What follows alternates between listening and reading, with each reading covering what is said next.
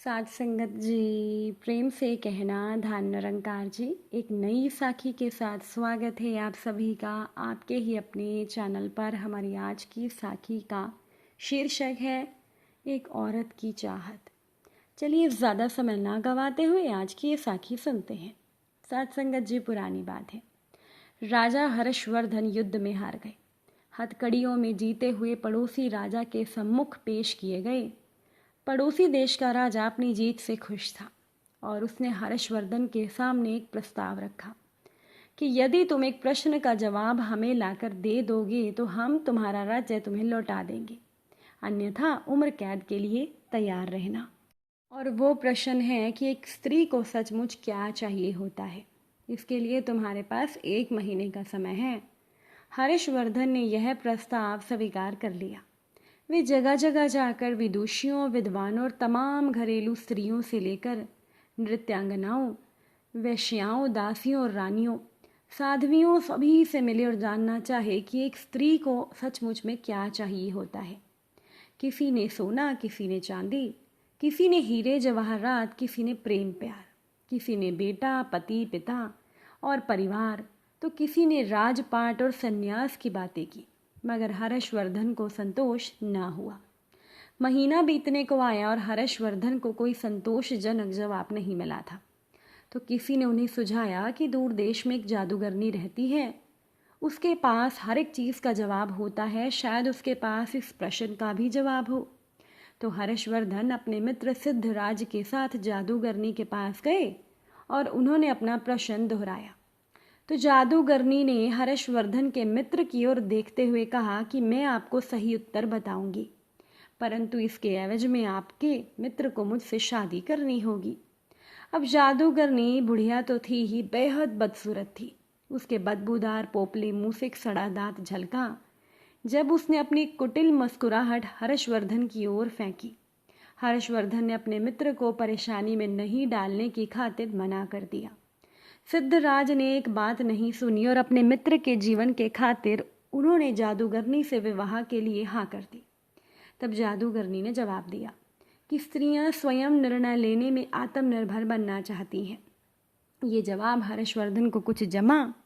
पड़ोसी राज्य के राजा ने भी इसे स्वीकार कर लिया और उसने हर्षवर्धन को उनका राज्य लौटा दिया। इधर जादूगरनी से सिद्धराज का विवाह हो गया और जादूगरनी ने मधुरात्रि को अपने पति से कहा, चूंकि तुम्हारा हृदय पवित्र है और अपने मित्र के लिए तुमने कुर्बानी दी है, अतः मैं 24 घंटों में 12 घंटे तो रूपसी के रूप में रहूंगी और बाकी के 12 घंटे अपने सही रूप में। बताओ तुम्हें क्या पसंद है। सिद्धराज ने कहा, प्रिय, यह निर्णय तुम्हें ही करना है। मैंने तो तुम्हें पत्नी के रूप में स्वीकार किया है और तुम्हारा हर एक रूप मुझे पसंद है। जादूगरनी ये सुनते ही रूपसी बन गई। उसने कहा, चूंकि तुमने निर्णय मुझ पर छोड़ दिया है तो अब मैं हमेशा इसी रूप में रहूंगी। दरअसल मेरा असली रूप ही यही है। बदसूरत बुढ़िया का रूप तो मैंने अपने आसपास से दुनिया के कुटिल लोगों को दूर करने के लिए धरा हुआ था। अर्थात सामाजिक व्यवस्था ने औरत को परतंत्र बना दिया है, पर मानसिक रूप से कोई भी महिला परतंत्र नहीं है। इसलिए जो लोग पत्नी को घर की मालकिन बना देते हैं वे अक्सर सुखी देखे जाते हैं। आप उसे मालकिन भले ही ना बनाए, पर उसकी जिंदगी के एक हिस्से को मुक्त कर दें, उसे उस हिस्से से जुड़े निर्णय स्वयं लेने दें। और जिस घर में साथ संगत जी एक औरत का मान सम्मान होता है, वहाँ पर लक्ष्मी का वास तो होता ही है।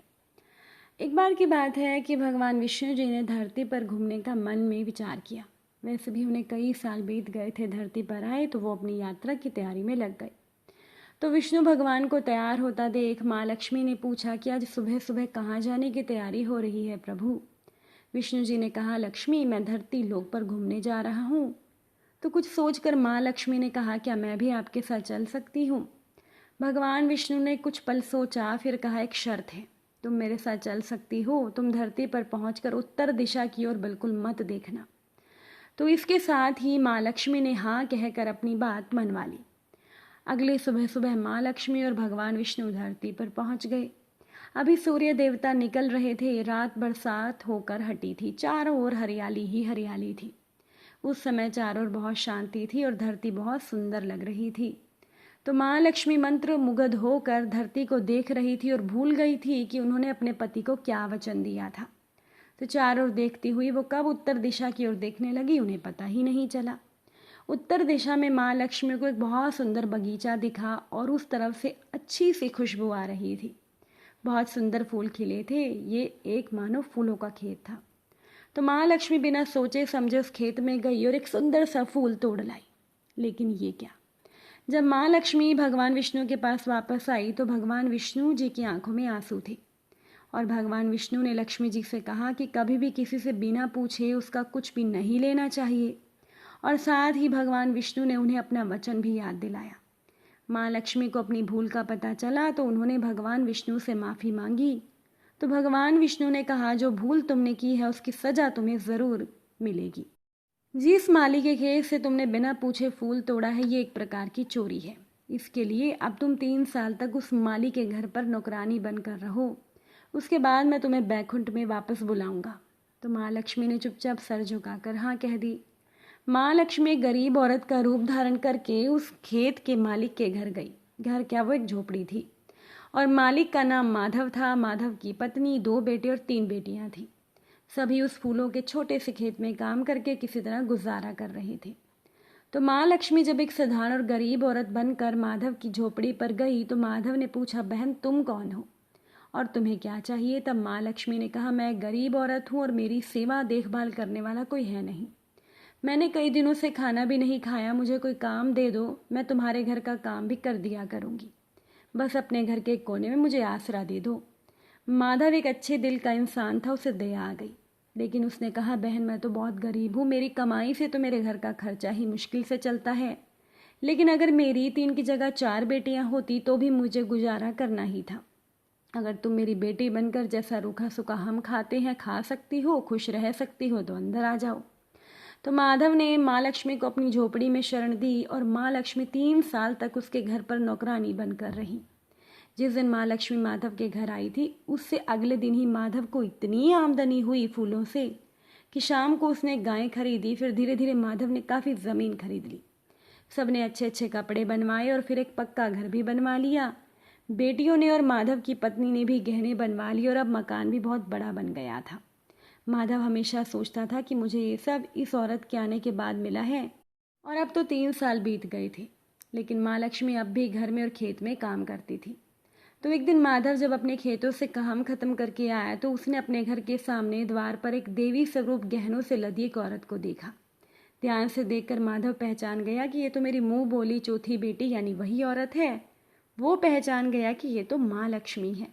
अब माधव का पूरा परिवार बाहर आ गया। सब हैरान होकर माँ लक्ष्मी को देख रहे थे। तो माधव ने कहा, माँ मुझे माफ़ कर देना, हमने तेरे से अनजाने में ही घर और खेत में काम करवाया। हमसे तो अपराध हो गया, हमें माफ़ करना। माँ लक्ष्मी मुस्कुराई और बोली, माधव तुम बहुत अच्छे इंसान हो। तुमने मुझे अपनी बेटी की तरह रखा, अपने परिवार के सदस्यों की तरह रखा। मैं तो तुम्हें वरदान देती हूँ कि तुम्हारे पास कभी भी खुशियों की और धन की कमी नहीं होगी। तुम्हें सारे सुख मिलेंगे जिसके तुम हकदार हो। और फिर माँ लक्ष्मी अपने स्वामी जी के द्वारा भेजे गए रथ में बैठकर बैकुंठ लौट गई। साथ संगत जी, अगर आज की ये साखी आपको अच्छी लगी हो वीडियो को लाइक शेयर ज़रूर कर दीजिएगा। आप सभी से फिर मुलाकात होगी नई साखी के साथ। साथ संगत जी, प्यार से कहना, धन निरंकार जी।